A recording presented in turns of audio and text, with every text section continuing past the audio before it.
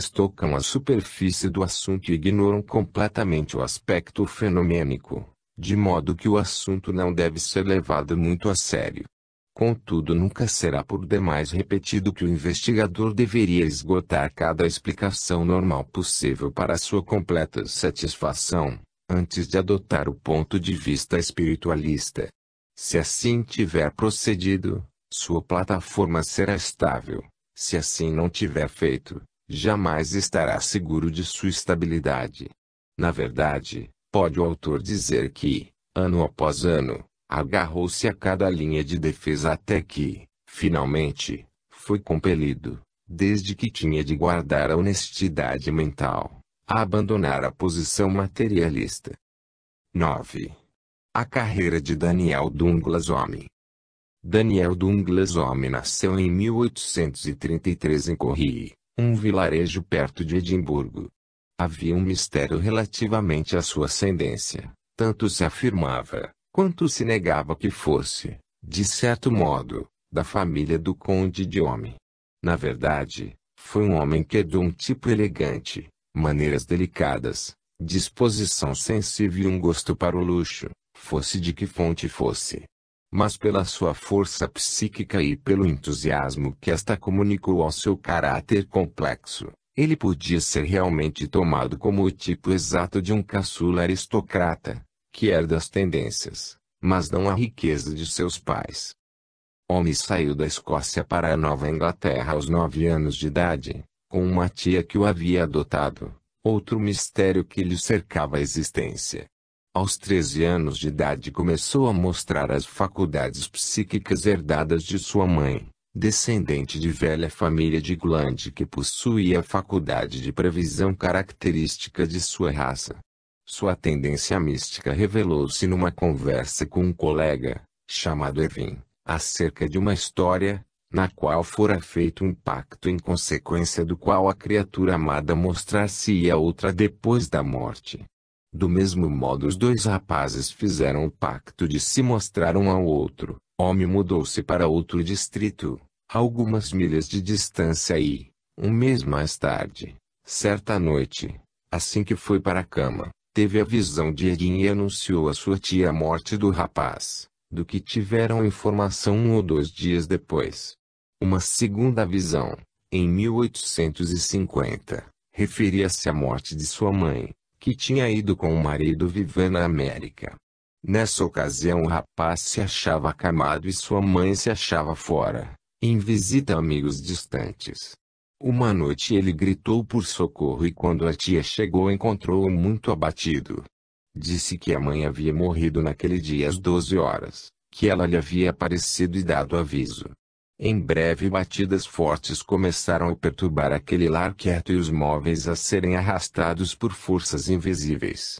Sua tia, criatura de estreita visão religiosa, disse que o rapaz havia trazido o diabo para casa e jogou-o na rua.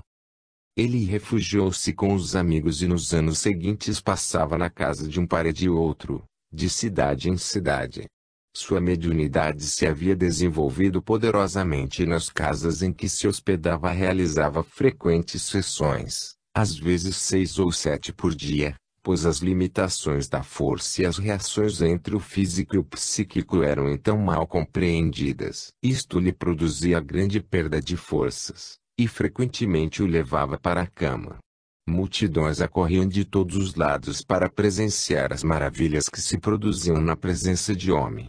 Entre os que então investigaram com ele estava o poeta americano Bryant, que era acompanhado pelo professor Wells, da Universidade de Harvard. Em Nova York encontrou muitos americanos distintos, dos quais 3 fizeram sessões com ele, o professor Ari, o professor Mapes e o juiz Edmonds, da Suprema Corte de Nova York. Estes 3, como ficou dito, tornaram-se espiritualistas convictos. Nesses primeiros anos o encanto da personalidade de Home e a profunda impressão criada por sua força permitiram que recebesse muitas ofertas. O professor George Bush convidou-o para sua companhia, a fim de estudar para ministro swedenborgiano, Sr. e Sra. Homer, um rico casal sem filhos, que lhe haviam tomado grande afeição, Ofereceram-se para adotá-lo e fazê-lo seu herdeiro, com a condição de trocar o seu nome pelo de Homer. Seu notável poder curador tinha excitado a admiração e, persuadido pelos amigos, começou a estudar medicina. Mas a sua saúde delicada, complicada com uma afecção pulmonar, forçou-o a abandonar os seus planos e, a conselho médico, deixou Nova York e foi para a Inglaterra. Ele chegou em Liverpool a 9 de abril de 1855, e foi descrito como um jovem alto, esguio, de marcada elegância e exagerada limpeza do vestir, mas com um olhar típico e uma expressão que traía devastação feita pela moléstia. Tinha os olhos azuis e os cabelos castanhos, era desse tipo facilmente sujeito à tuberculose e a extrema emaciação mostrava quanto era insignificante a sua capacidade de resistência. Um médico, bom observador, certamente lhe faria um prognóstico de apenas uns meses de vida, num clima úmido como o nosso e de todas as maravilhas que o homem realizava. O prolongamento da sua vida certamente não foi das menores. Seu caráter já havia tomado aqueles traços emocionais e religiosos que o distinguiam e ele recordou como, antes de desembarcar, correu para o seu camarote e se ajoelhou em prece. Quando a gente considera a admirável carreira que se abre à sua frente e o grande papel que ele desempenhou no estabelecimento das bases materiais que diferenciam esse movimento religioso de qualquer outro, pode proclamar-se que esse visitante estava entre os mais notáveis missionários que jamais apareceram por estas plagas.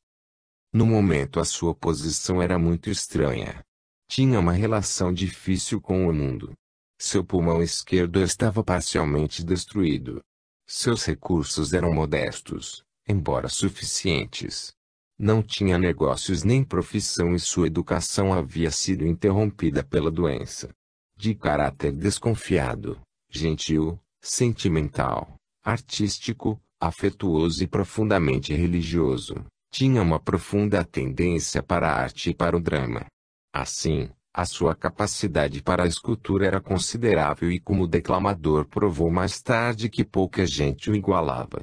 Mas acima de tudo isto, de uma honestidade inflexível e tão rigorosa que por vezes chegava a ofender aos seus companheiros, havia um dom tão admirável que apagava todos os demais. Este repousa naquelas forças, muito independentes de sua vontade, que iam e vinham com desconcertante irregularidade, mas demonstrando a todos que examinassem a prova, que havia algo na atmosfera desse homem que permitia que as forças a ele exteriores, como exteriores à nossa percepção, se manifestassem neste plano da matéria. Por outras palavras, ele era um médium, o maior que o mundo moderno já viu, no campo das manifestações físicas. Um homem inferior teria usado os seus poderes extraordinários para fundar uma seita especial, da qual teria sido o sumo sacerdote inconteste, ou para se rodear de uma auréola de poder e de mistério. Certamente muita gente na sua posição teria sido tentada a usar aqueles dons para fazer dinheiro. Em relação a este ponto seja dito antes de qualquer coisa que no curso de seus 30 anos de singular ministério, jamais ele tocou num tostão como paga de seus dons. E absolutamente certo que lhe foram oferecidas 2.000 libras pelo Clube União, em Paris, no ano de 1857, por uma única sessão, e que ele, pobre inválido, as recusou terminantemente. Fui mandado em missão, disse ele. Essa missão é demonstrar a imortalidade. Nunca recebi dinheiro por isso e jamais o receberei. Houve certos presentes da realeza que não podiam ser recusados sem grosseria, anéis, alfinetes de gravatas e outros, que mais eram sinais de amizade do que recompensa, porque, antes de sua morte prematura, poucos eram os monarcas da Europa com os quais esse moço desconfiado de um subúrbio de Liverpool não estivesse em afetuosa intimidade. Napoleão III cuidou de sua única irmã. O imperador da Rússia foi testemunha de seu casamento.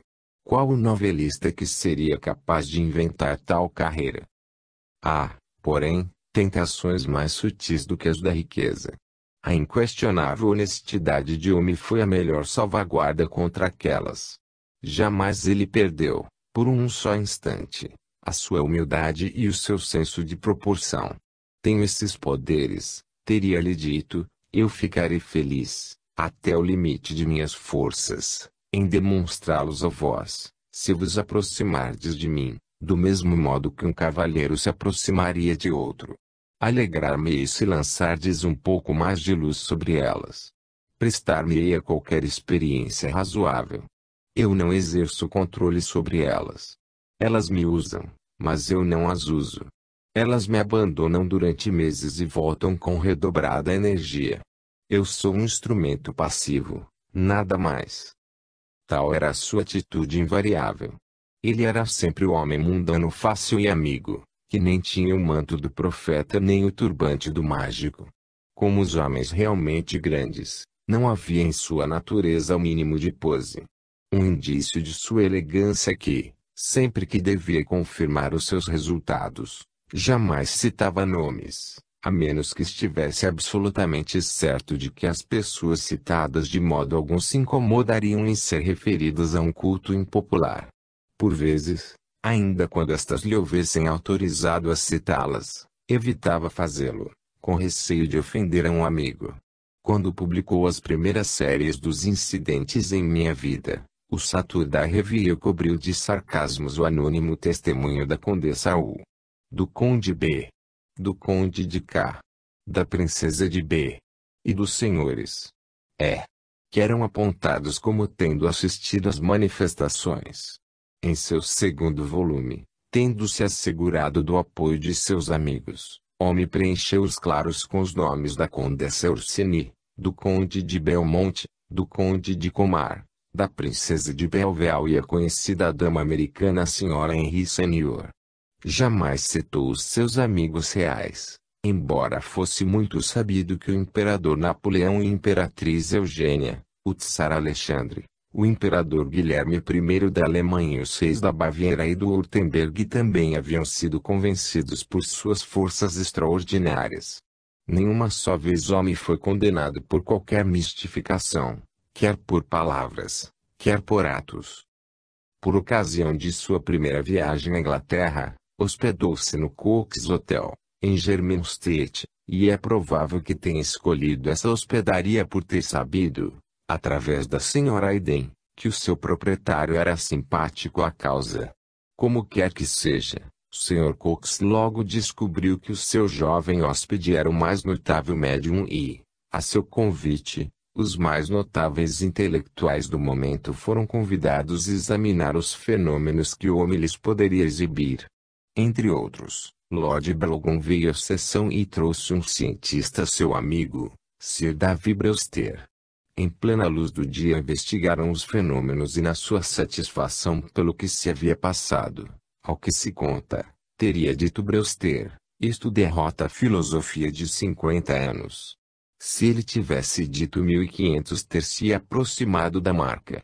Ele descreve o que aconteceu numa carta à sua irmã, só muito mais tarde publicada. Estavam presentes Lord Belgon, Sir David Brewster, Sr. Cox e o médium.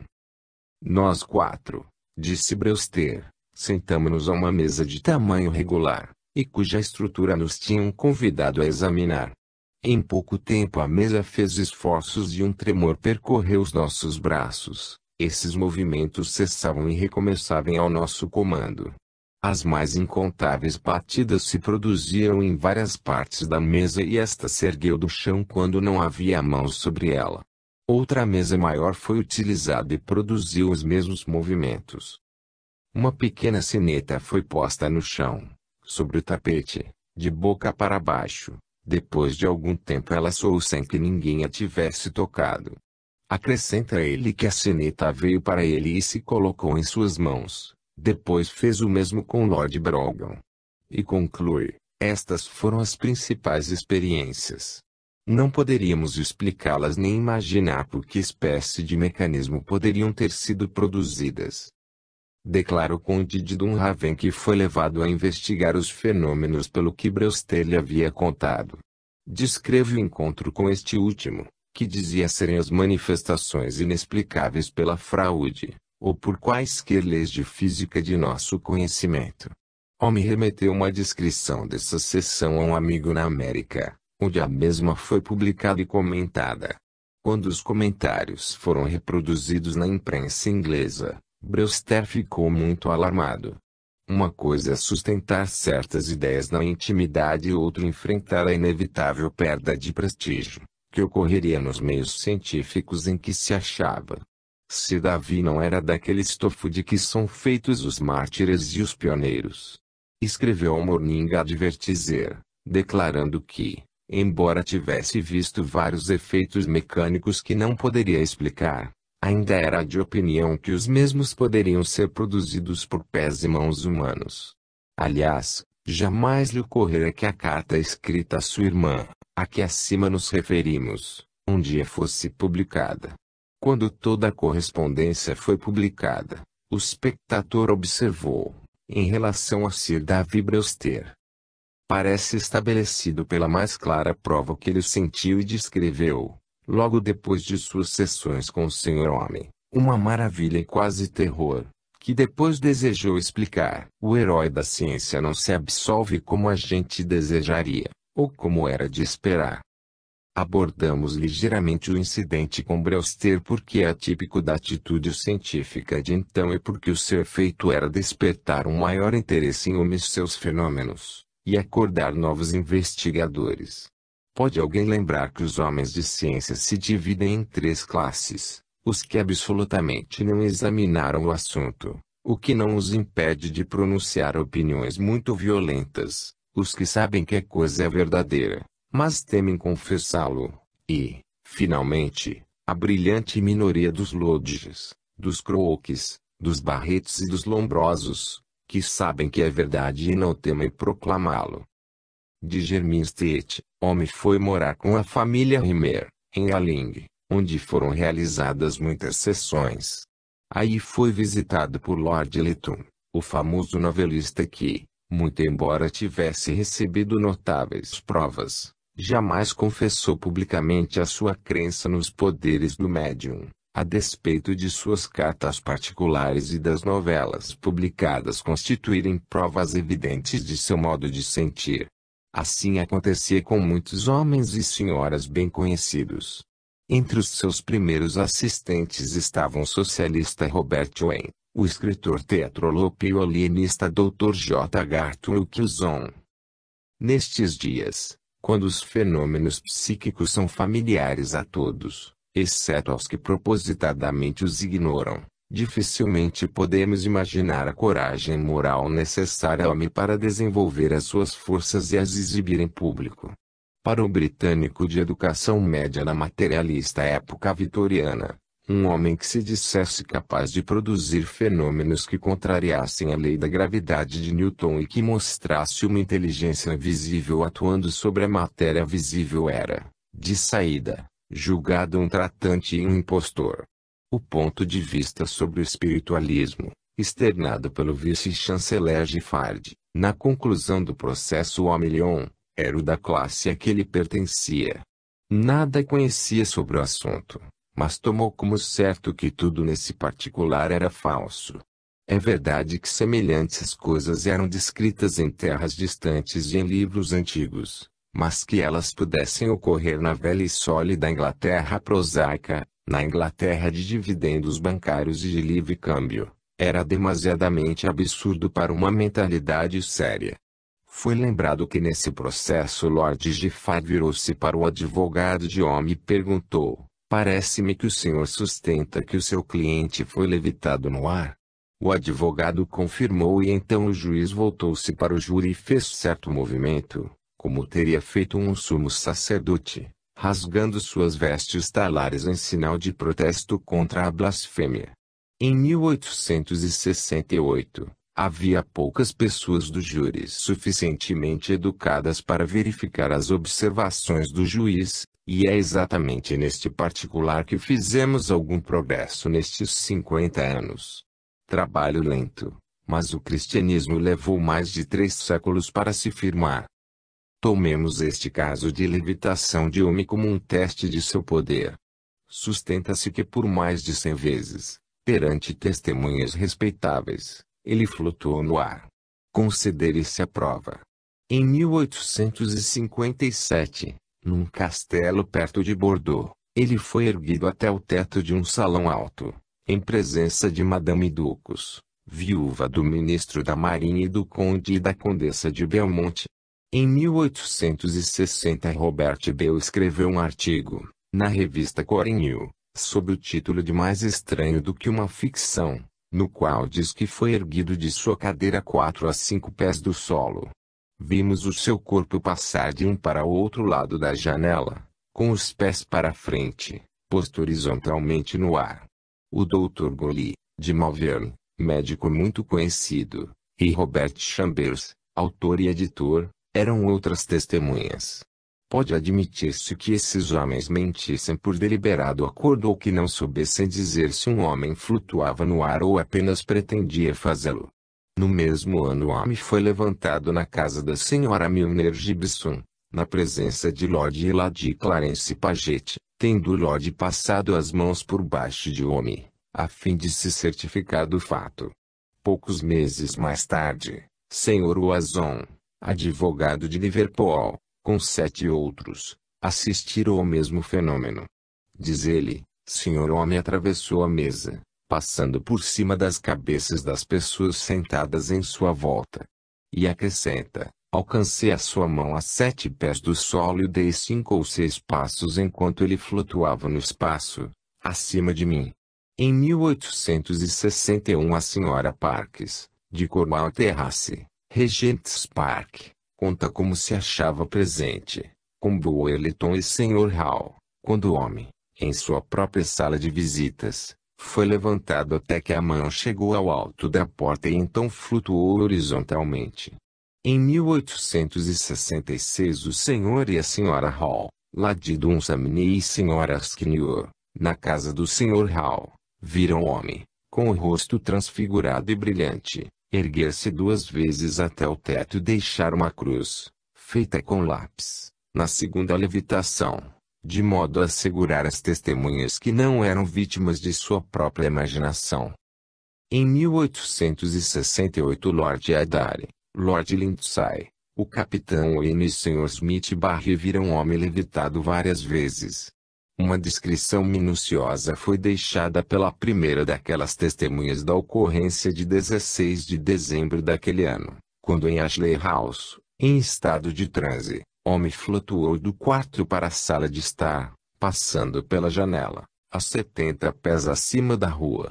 Depois de chegar à sala, voltou para o quarto com Lord Adare e, depois que este observou que não compreendia como o homem poderia ter passado pela janela, apenas parcialmente levantada, ele me disse que se afastasse um pouco. Então passou pelo espaço aberto, primeiro a cabeça, muito rapidamente, estando seu corpo aparentemente rígido e quase na horizontal. Voltou novamente, com os pés para frente. Tal a informação dada por Lord Adare e Lord Lindsay. Diante de sua publicação, o Dr. Carpenter, que gozava de uma reputação nada invejável por uma perversa oposição a tudo quanto se relacionava com este assunto, escreveu exultante indicando que havia uma terceira testemunha que não tinha sido ouvida, admitindo sem o menor fundamento que o depoimento do Capitão Wayne seria em sentido contrário. Por fim disse que um simples séptico honesto declara que Sr. Homem esteve sentado todo o tempo em sua cadeira, afirmação que apenas pode ser tomada como falsa. Então o Capitão Wayne escreveu corroborando os outros depoimentos e acrescentando, se o senhor não acredita na prova corroborante de 3 testemunhas insuspeitas, então será o fim de toda a justiça e das cortes da lei. Para ver quanto a crítica procurou uma saída para escapar ao inevitável, basta dizer que ela se agarrou ao que Lord Lindsay escreveu algum tempo depois, dizendo que a coisa tinha sido vista à luz da lua. Entretanto o calendário mostra que naquele dia a lua era invisível. Observa Sr. Andrew Lang, entretanto, mesmo com cerração, A gente numa sala pode ver um homem entrar por uma janela e sair novamente, com a cabeça para frente, com o corpo rígido. A todos nós parece que se víssemos uma coisa tão maravilhosa, não nos preocuparíamos em determinar se havíamos a luz da lua ou de lâmpadas da rua. Contudo, deve admitir-se que a descrição de Lord Lindsay é redigida grosseiramente, tão grosseiramente que a gente quase desculpa Sr. Giuseppe Maccabe, quando diz numa conferência que os observadores não olhavam a coisa diretamente à sua sombra no peitoril da janela, mas que se achavam de costas para a janela e apenas viam a sombra da coisa na parede. Entretanto, quando a gente considera a segurança das 3 testemunhas de vista que depuseram sobre o caso, tem o direito de perguntar se, quer no passado, quer no presente, qualquer fato extraordinário já foi mais claramente provado. Tantos são os outros casos de levitação de homem que facilmente seria escrito um longo artigo sobre este particular aspecto de sua mediunidade. O professor Crookes foi outras tantas vezes testemunha do fenômeno e se refere a 50 exemplos que haviam chegado ao seu conhecimento. Haverá, porém, alguém de cérebro equilibrado que, tendo lido o incidente aqui referido, não diga, com o professor Chalice, ou os fatos devem ser admitidos tais quais são relatados, ou devemos dizer adeus à possibilidade de nos certificarmos de fatos através do testemunho humano. Voltamos, então, à era dos milagres. Perguntará o leitor. Não há milagres. Nada neste plano é sobrenatural. Aquilo que vemos agora e o que lemos de tempos passados é apenas a operação da lei que ainda não foi bem estudada e definida. Já imaginamos algo de suas possibilidades e de suas limitações, que são tão exatas na sua maneira quanto as de qualquer força puramente física. Devemos fazer um balanço entre os que em nada acreditam e os que acreditam demais. Gradativamente a bruma se vai clarificando e poderemos definir os contornos da costa sombria. Quando pela primeira vez uma agulha foi movida pelo magneto, não houve infração às leis da gravidade. É que houve a intervenção local de outra força mais poderosa.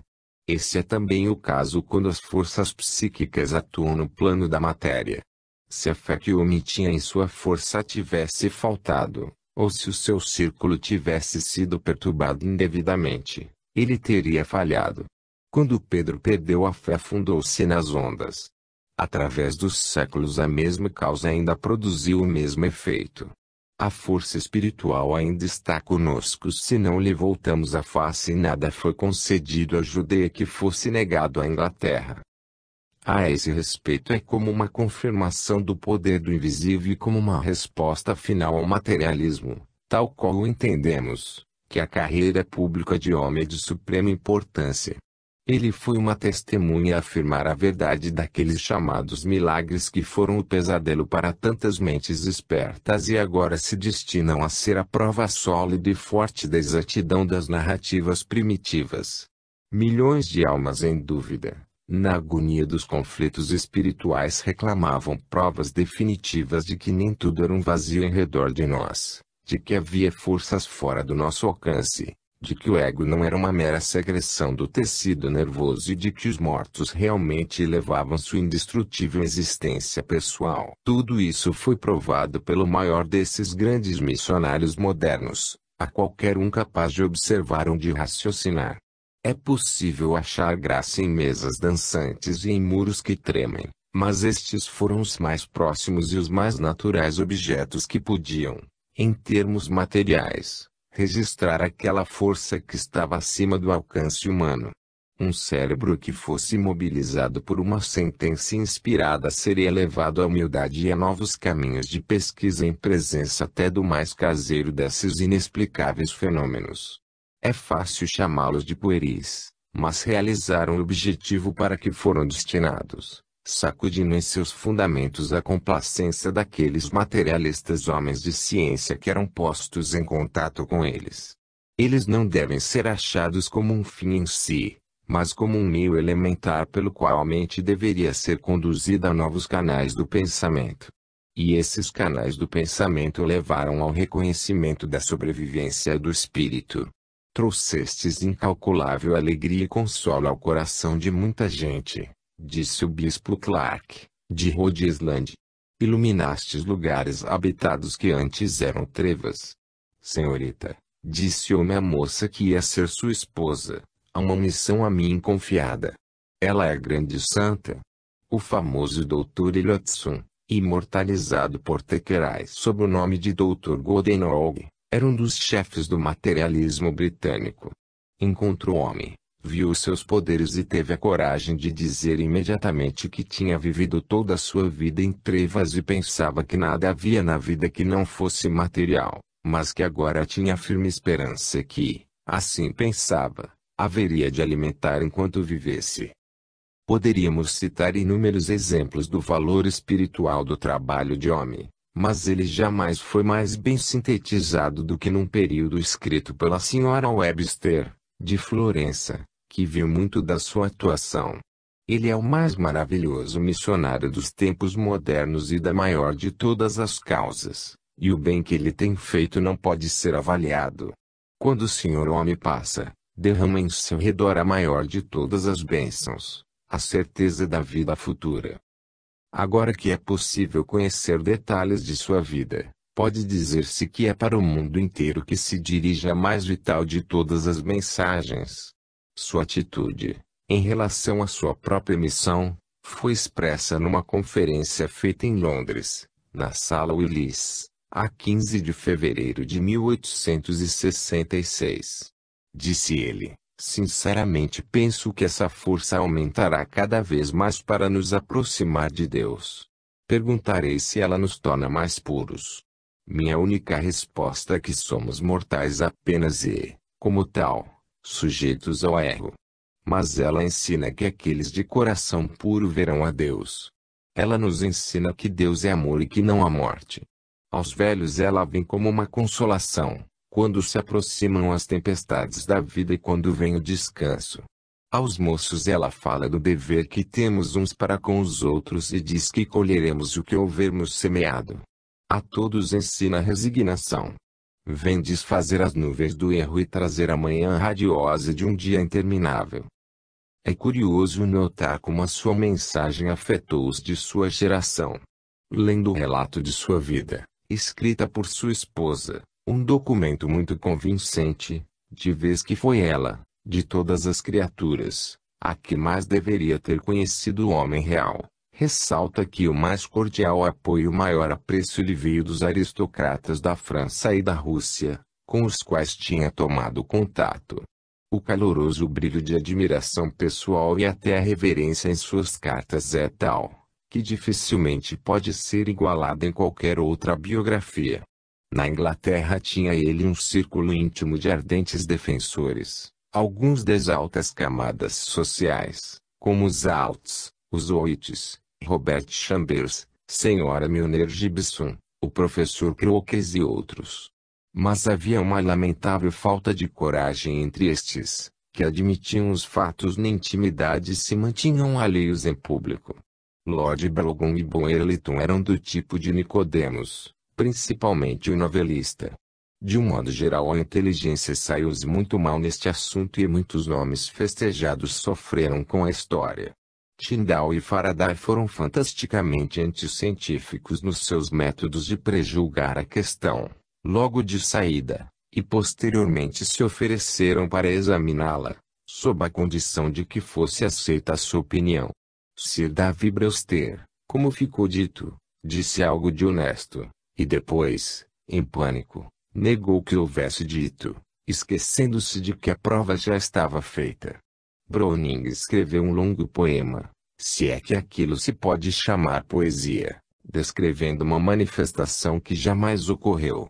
Carpenter conquistou uma notoriedade pouco invejável como opositor sem escrúpulos, ao proclamar uma singularíssima tese espiritualista de sua invenção.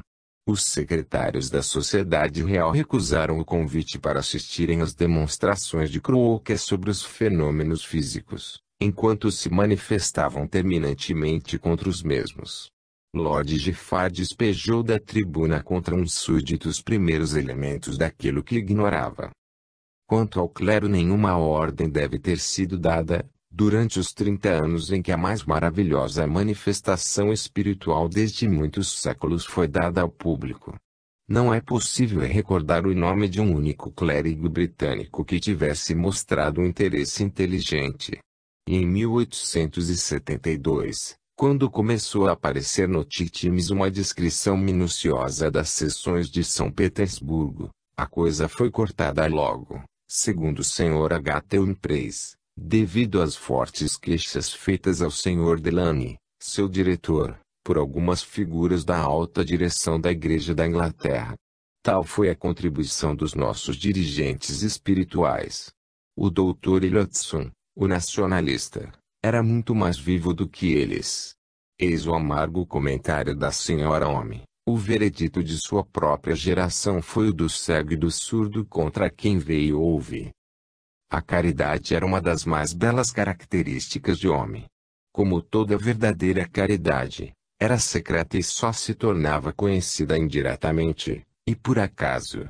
Um de seus numerosos caluniadores declarou que lhe havia endossado uma letra de 50 libras em favor de seu amigo Sr. Rimmer.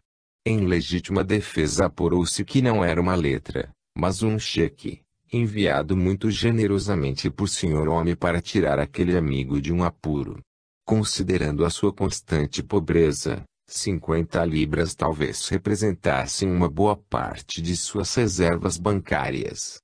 Sua viúva se detém com perdoável orgulho sobre muitas provas encontradas em suas cartas, após a sua morte.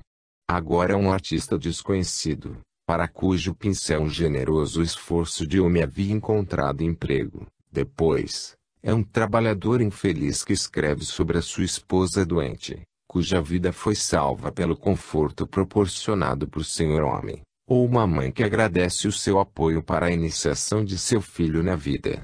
Quanto tempo e quanta atenção devotou ele aos outros quando as circunstâncias de sua vida levariam muitos homens a pensar apenas em si próprios e em suas necessidades. Mande-me uma palavra do coração que tantas vezes soube consolar um amigo, exclamavam de seus protegidos. Poderei um dia mostrar-me digno de todo o bem que você me fez? Pergunta outro numa carta.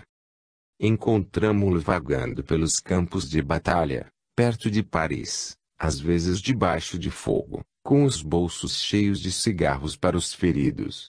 Um oficial alemão escreve afetuosamente para lhe lembrar como o salvou de morrer de hemorragia, carregando-o em seus fracos ombros para fora da zona de fogo.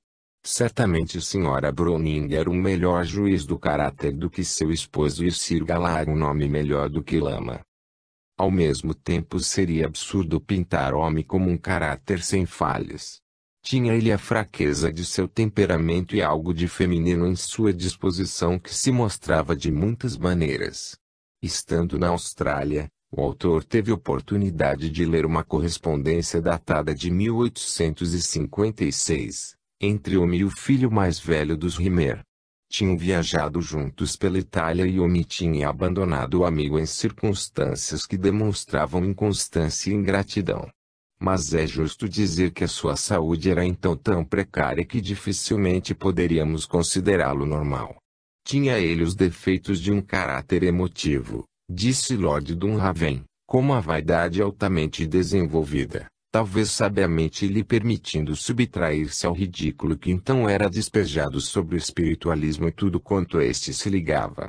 Era sujeito a grandes depressões e crises nervosas dificilmente compreensíveis, mas era, também, simples, bondoso, de bom humor, de disposição amorável, que me atraía. Minha amizade ficou inalterável e sem diminuição até o fim. Há poucos daqueles variados dons, que chamamos mediúnicos e que São Paulo chama do espírito, que o homem não possuísse. Na verdade, a característica de sua força psíquica era uma invulgar versatilidade. Geralmente falamos de um médium de voz direta, de um que fala em transe, de um clarividente ou de um de efeitos físicos, quando o homem era os quatro. Tanto quanto podemos verificar, tinha ele pouca experiência quanto a força de outros médiuns e não estava isento daquele ciúme psíquico, que é um traço comum desses sensitivos. Senhora Jenkins, antes senhorita Cat Fox, foi a única de todos os médiums a quem teve amizade. Sentia amargamente qualquer mistificação, e denotou sempre esse excelente fraco do caráter, qual o de guardar suspeitas de todas as formas de manifestações que não correspondessem exatamente às suas. Essa opinião, expressa de modo não comprometedor em seu último livro Links and Shadows of Spiritualism, naturalmente magoaram outros médiums, que pretendiam ser tão honestos quanto ele. Um contato mais largo e profundo com os fenômenos o teria tornado mais caridoso. Assim, ele protestou fortemente contra toda sessão feita no escuro, o que é um conselho de perfeição, de vez que as experiências sobre o ectoplasma, que é a base física de todas as materializações, mostram, em geral, que aquele é afetado pela luz, exceto pela vermelha. Homem não tinha grande experiência das materializações completas, tais como foram obtidas naqueles dias pela senhorita Florence Coco e por Madame d'Espérance, ou em nossos dias pela mediunidade de Madame Bisson. Assim, podia ele dispensar a obscuridade completa em seu trabalho. Por isso sua opinião foi injusta para com os outros. Por outro lado, Homem declarou enfaticamente que a matéria não podia passar através da matéria, porque os seus fenômenos não tomavam esse aspecto. Ainda prova de que, em certos casos, a matéria podia passar através da matéria era esmagadora. Até pássaros de variedades raras foram trazidos para as salas de sessões, em circunstâncias que excluem qualquer fraude, e as experiências de madeira que atravessa a madeira, como as que foram apresentadas a Zollner e outros professores em Leipzig, foram tão concludentes que se acham relatadas pelo famoso físico na Física Transcendental, de suas experiências com Slade. Deste modo, deve levar-se como uma pequena fraqueza do caráter de homem o fato de gritar e duvidar das forças que porventura ele não possuísse. Podem alguns acusá-lo de dirigir sua mensagem antes aos dirigentes da sociedade do que às massas trabalhadoras. É provável que, de fato, homem tivesse a fraqueza, assim como as graças de sua natureza artística, que o faziam sentir-se mais feliz numa atmosfera de elegância e de finura e uma repulsa visceral por tudo quanto fosse sórdido e desfavorecido. Se outras razões não existissem, o precário estado de saúde o tornava inapto para qualquer tarefa pesada. As contínuas hemorragias o levaram a preferir agradável e refinada vida na Itália, na Suíça e na Riviera. Mas, em relação ao desenvolvimento de sua missão, de lado ao alto sacrifício pessoal, não há a menor dúvida de que a sua mensagem, levada ao laboratório de um Crookes ou à corte de um Napoleão, foi mais útil do que se tivesse sido levada à multidão. A aprovação da ciência e do caráter era necessária antes que o público ficasse seguro de que essas coisas eram verdadeiras. Se isso não foi inteiramente conseguido, a falta cabe certamente aos encapuçados homens de ciência e aos pensadores da época e de modo algum homem, que representou o seu papel de demonstrador com perfeição, deixando a outros homens menos dotados a análise e a publicidade do que lhes havia mostrado. Não era ele um homem de ciência, mas a matéria-prima da ciência, desejando ansioso que os outros dele pudessem aprender tudo quanto pudesse trazer ao mundo, de modo que a própria ciência pudesse dar testemunho da religião, enquanto se apoiasse sobre a ciência. Quando a mensagem de homem tiver sido aprendida completamente, um homem sem fé não será acusado de impiedade, mas de ignorância. Havia algo de patético no esforço de homem para descobrir alguma crença na qual pudesse satisfazer o seu próprio instinto gregário, porque ele não era tido como um individualista cabeçudo, e ao mesmo tempo achar um nicho no qual pudesse depositar seu próprio volume de autênticas verdades. Sua peregrinação reivindica a afirmação de alguns espiritualistas de que um homem pode pertencer a qualquer crença e possuir conhecimentos espirituais, mas também apoia os que replicam que a perfeita harmonia com aqueles conhecimentos espiritualistas só pode ser encontrada, tal qual a coisa se encontra agora, numa comunidade espiritualista especial. Ah, se pudesse ser assim! Pois ele demasiado grande para afogar-se numa seita, por maior que seja ela. Na mocidade Omi seguiu Wesley, mas logo se passou para a mais liberal atmosfera do congregacionalismo. Na Itália a atmosfera artística da Igreja Católica Romana e, possivelmente o registro de tantos fenômenos semelhantes aos seus próprios, levaram-no a se converter com a intenção de entrar para uma ordem monástica, intenção que o seu bom senso levou a abandonar. A sua mudança de religião se deu num período em que as forças psíquicas o haviam abandonado durante um ano e seu confessor lhe garantiu que elas eram de origem perversa e que jamais lhe voltariam, agora que o se transformara num filho da verdadeira igreja. Não obstante, no próprio dia em que se completava um ano, elas voltaram com renovado vigor. Desde então parece que o homem foi católico apenas de nome, se é que o foi. E depois de seu segundo casamento, ambos com senhoras russas, foi ele fortemente atraído para a igreja grega e foi no seu ritual que o seu corpo foi encomendado em St. Germain, em 1886. Há outro discernimento dos espíritos e Epístola aos Coríntios, capítulo 12, versículo 10, é curta inscrição sobre aquele túmulo, do qual o mundo ainda não ouviu a última palavra.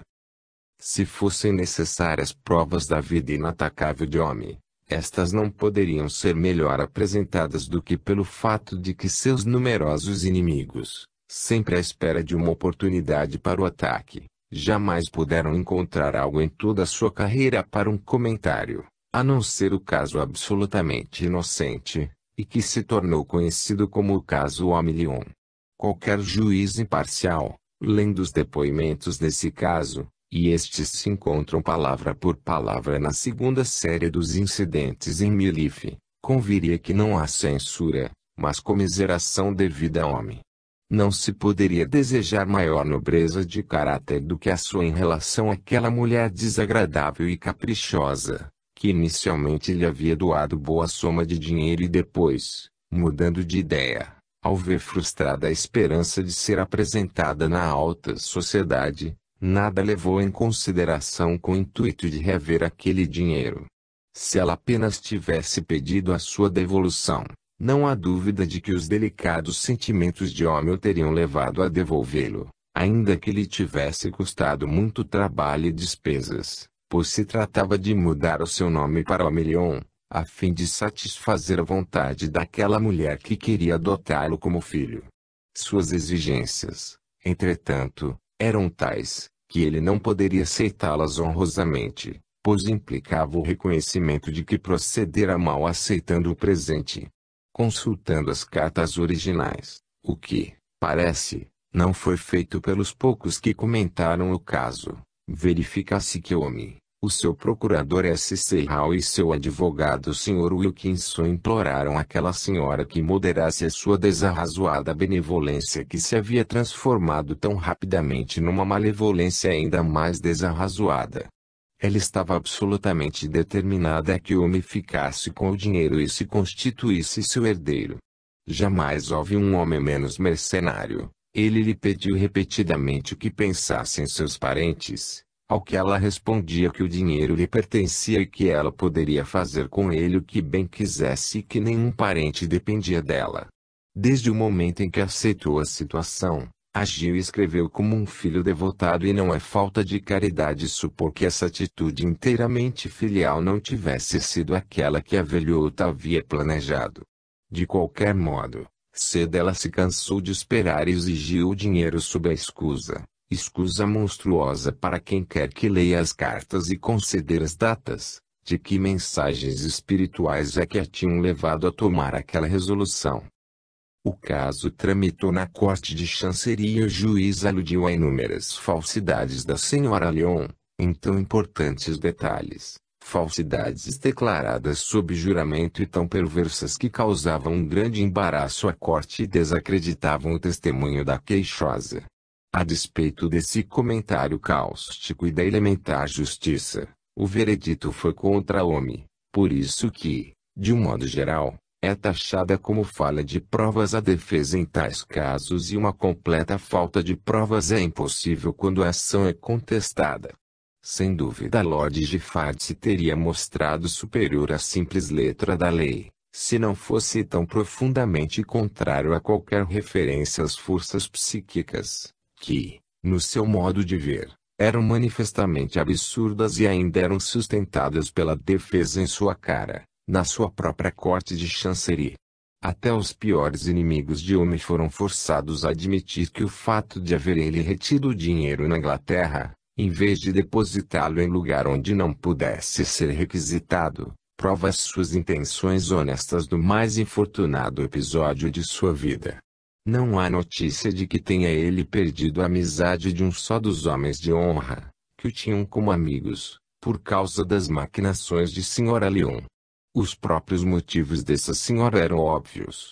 Como todos os documentos estavam em ordem, seu único caminho para recuperar o dinheiro foi acusar o homem de extorsão por meio de simulação, e ela era bastante esperta para saber que chance teria um médium, mesmo um médium amador e que não se fazia pagar, na ignorante e material atmosfera de uma corte de justiça do período médio vitoriano.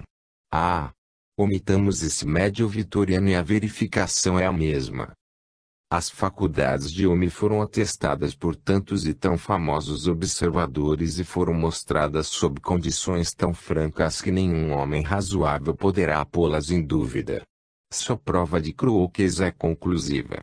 Há também o notável livro, recentemente reeditado, no qual Lord Dunraven conta a história de sua mocidade em ligação com o homem.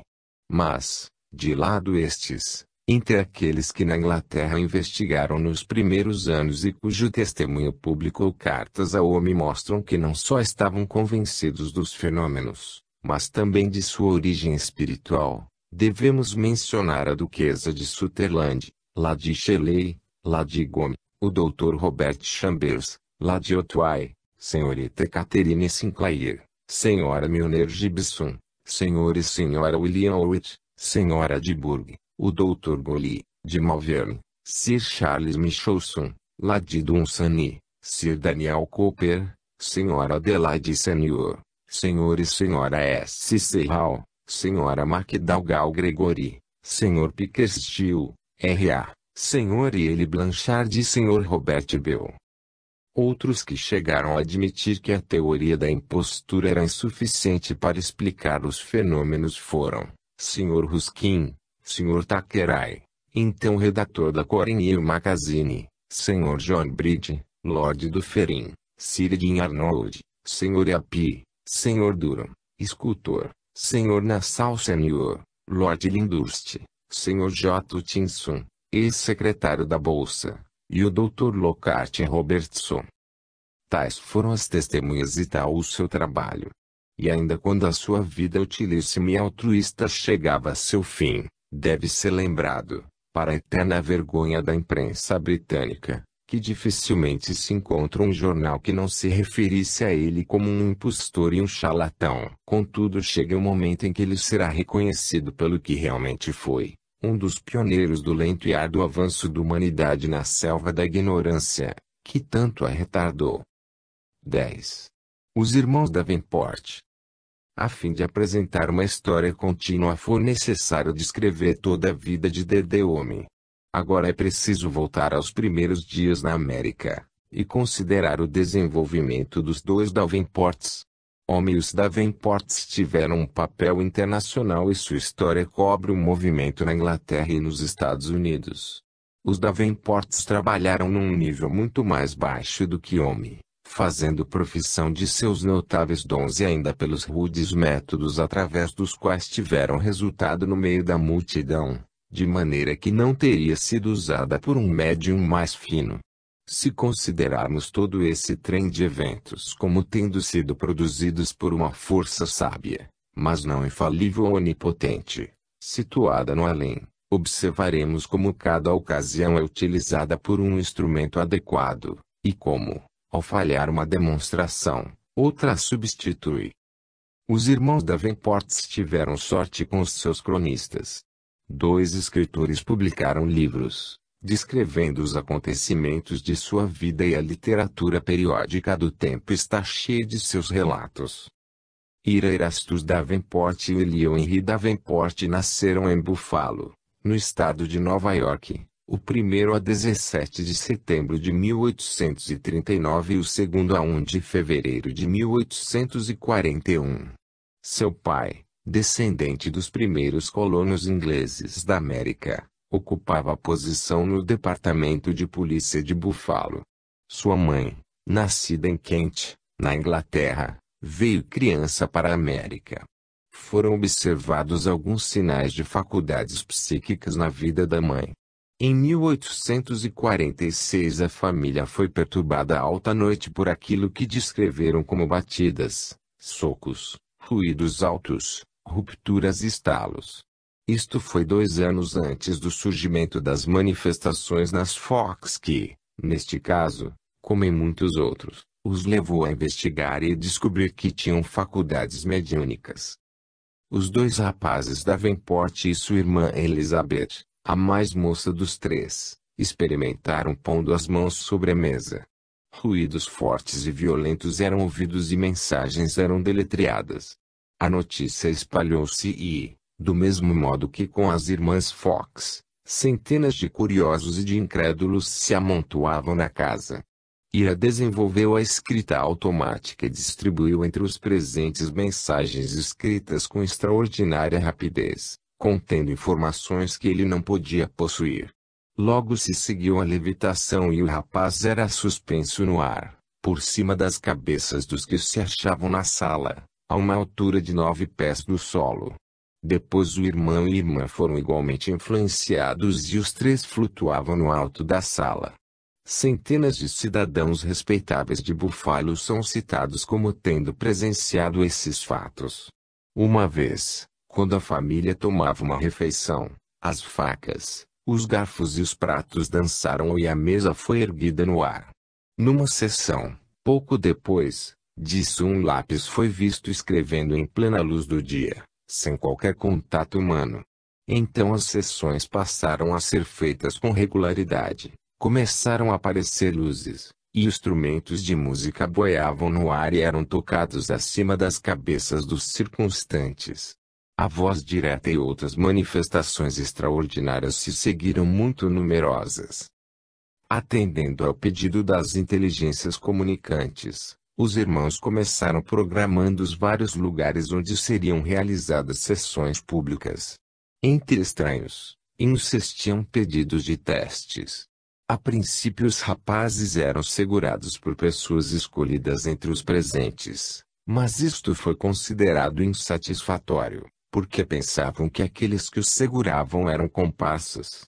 Então passaram a amarrá-los com cordas. A leitura da lista das engenhosas maneiras de controle que eram propostas, sem que pudesse haver interferência, mostra como é quase impossível convencer sépticos ou piniáticos. Desde que um processo de controle dava resultado, outro era proposto. Em 1857 os professores da Universidade de Harvard examinaram os rapazes e os seus fenômenos. Assim se expressa o seu biógrafo. Os professores demonstraram ingenuidade, propondo testes. Seriam eles capazes de se submeterem a ser algemados? Sim. Permitiriam que fossem agarrados? Sim. Fizeram uma dúzia de propostas, que foram aceitas e logo rejeitadas por seus próprios autores. Se algum teste fosse adotado pelos irmãos, isto bastava para o pôr de lado. Admitiam que estivessem preparados para isso, de modo que qualquer outro devia ser encontrado. Finalmente os professores trouxeram 150 metros de corda. Encheram de buracos o gabinete preparado numa de suas salas e aí amarraram brutalmente os rapazes. Todos os laços da corda foram amarrados com fio de linho e um deles, o professor Pierce, isolou-se dentro do gabinete, entre os 2 rapazes. Imediatamente mostrou-se a mão de um fantasma, moveram-se instrumentos, que eram notados pelo professor junto à sua cabeça ou ao seu rosto. A cada instante, ele procurava os rapazes com as mãos, sempre constatando que estavam imobilizados. Por fim, os operadores invisíveis libertaram os rapazes das suas amarras e quando o gabinete foi aberto, as cordas foram encontradas enroladas no pescoço do professor. Depois de tudo isso, os professores não fizeram nenhum relatório. É interessante ler a descrição de um aparelho de controle realmente interessante.